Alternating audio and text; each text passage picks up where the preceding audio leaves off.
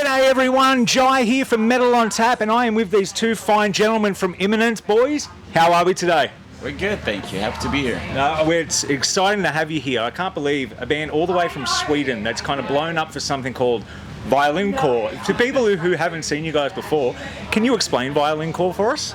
It's metal with a violin. Yeah, I think that's the best way of doing it as well. But boys, you guys have played your debut show in Sydney. You've done Melbourne good things. How's the whole experience been so far? I'll give you the mic for a little bit on this one. Yeah, I mean, it's been such an incredible experience for us to come to the other side of the world for the first time, selling out these shows, having an incredible festival crowd, and just, being immersed in the Australian experience.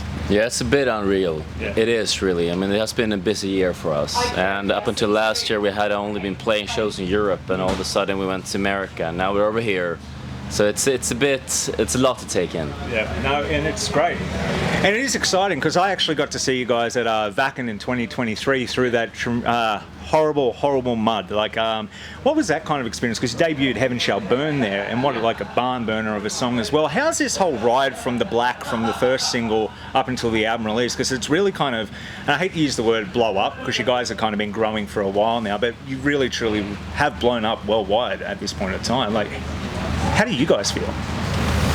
Well, I mean, I think we have always kind of just kept our head down, you know, and just focusing on looking at what is the next step for us. And I mean, we've been in bad for a minute. Our first album came out 10 years ago, and that's when we did our first album tour as well. So to see so much happening in such a short amount of time is remarkable, really. Yeah. You know, you kind of think that, wow, this is something that you've always dreamt of, and all of a sudden it's happening. Yeah. Yeah, absolutely. And at the same time, it's like for Imminence, the train never stops. So even though we have all the success this year, sometimes it's hard to stop and reflect on it. You just keep focusing on the next thing, like what are we gonna do next, what's the next album, or what's the next tour. So we just keep working. I was going to say, because there have been bands that, and European bands, been blowing up. Electric Callboy, who was also playing Good Things, is another prime example of a band. When they first came down here, I think they were second on, little venue, and now they're the co-headliner of the whole festival. It just goes to show you, I think metal and metalcore in particular is really finding a mainstream niche. Have you noticed that? I guess it is a bit different over in Europe, because metal, I guess, is a bit more acceptable. You've got all these festivals, you guys tour a whole summer of basically metal and rock festivals, whereas maybe America or in Australia, it is a bit harder to reach out. Do you think, I don't know, I hate to use the word TikTok, but do you think like TikTok and you guys kind of blowing up on there is one of the reasons kind of you're getting that worldwide reach? I mean, I think we're seeing a similar pattern to what happened some 20 years ago, where extreme music is creeping into the mainstream. And I feel like that is happening all over the world, and all the metal bands are kind of benefiting from it.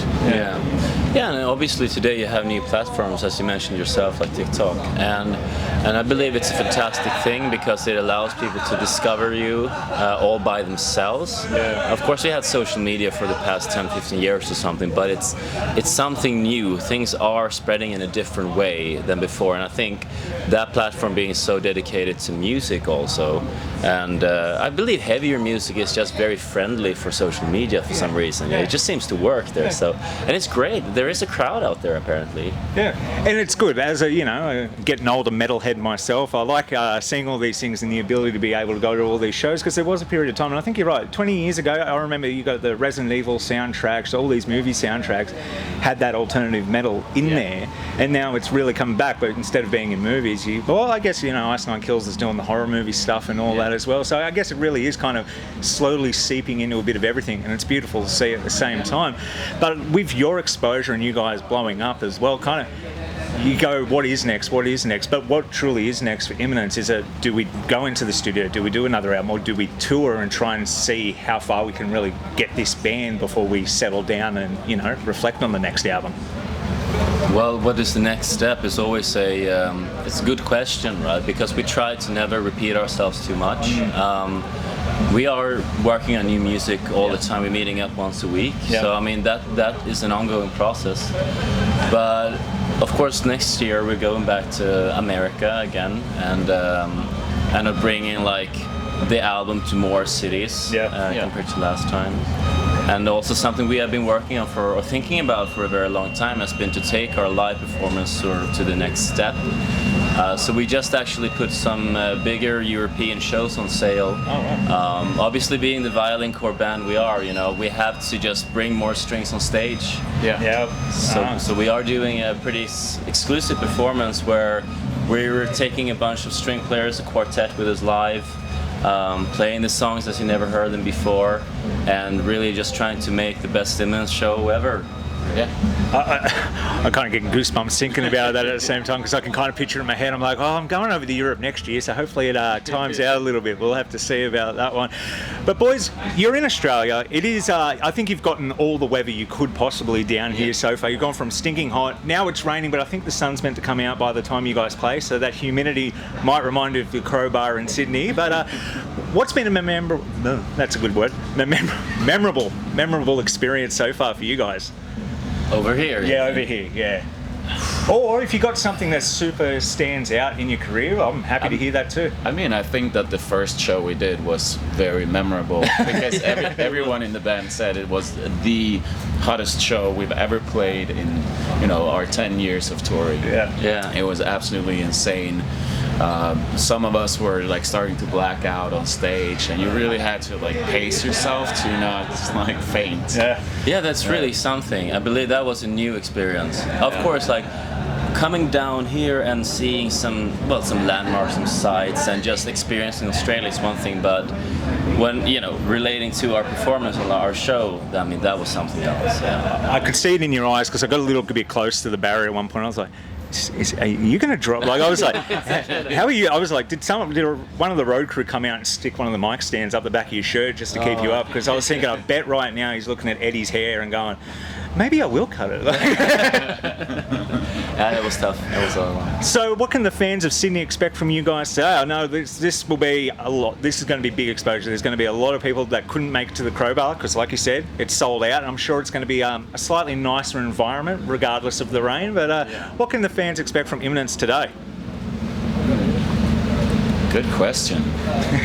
Very good question. I mean, we're a little bit of an unconventional metalcore band. Obviously with the violin playing a big part on stage, but also I feel like our music has always been quite dynamic, and we're not just your average metalcore band, so I think there's always an experience to watch us live. I think we're always here to do our thing. I think there's a formula what a metalcore band is doing live, and especially on a festival and so. And I mean, we don't really care so much about that. I think it's just we play the songs that we feel it represents our music and who we are. And we're ready to do that in Australia now. We're just gonna show them who we are and that we're happy to be here. Well, it's very exciting, and I cannot wait to see you guys play today. Gentlemen, it's been an absolute pleasure. Is there anything you want to say to the people at home before I let you go? Thank you very much for having us here. It's been a long way coming, and can't wait to come back, of course. Yeah, we're so excited to be back here once more. Well, I think the Australian fans would like to have you back. Well, anyway, guys, it's been an absolute pleasure. You're going to kill it today. Cannot wait. Thank you. Thank you so much. Cheers.